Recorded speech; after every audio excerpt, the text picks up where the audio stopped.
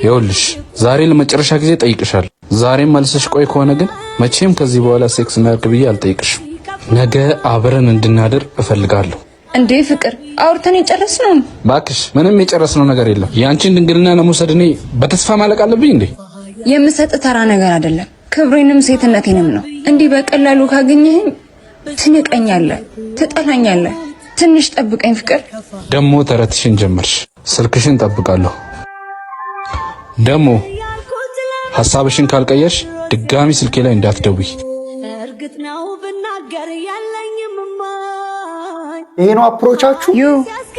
ወይ ጆዬ እኮ ድንግልናሽን ካልሰጠሽኝ ሁለተኛ እንዳትደውይ አለኝ እኮ። እንዳትደውይለታ እንዴ? ለምን? ድንግልናሽ ሴትነትሽም ክብርሽም ስለሆነ። ግን እኮ እሱም ይወደኛል፣ እኔም እወደዋለሁ። እሱ እኮ ነው ችግርሽ። የሰው ልጅ እወደዋለሁ እንጂ ይወደኛል አይባልም። እሱን ግን አምነዋለሁ። እና ምን ላይ ወሰንሽ?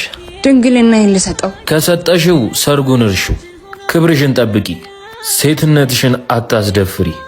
አንቺ ራስሽን ካላከበርሽ ማንም አንቺን ሊያከብር አይችልም። ይቅርታ ግን እሱን ማጣት አልችልም። ስለዚህ ሰጠዋለሁ ነው። ብልጥ ከሰው ስህተት ይማራል፣ ሞኝ ከራሱ ስህተት ይማራል። ከልብሽ ይልቅ ገላሽን መርጧል። ገላሽን ከሰጠሽው ክብርሽን እርሺው። አሃ እሺ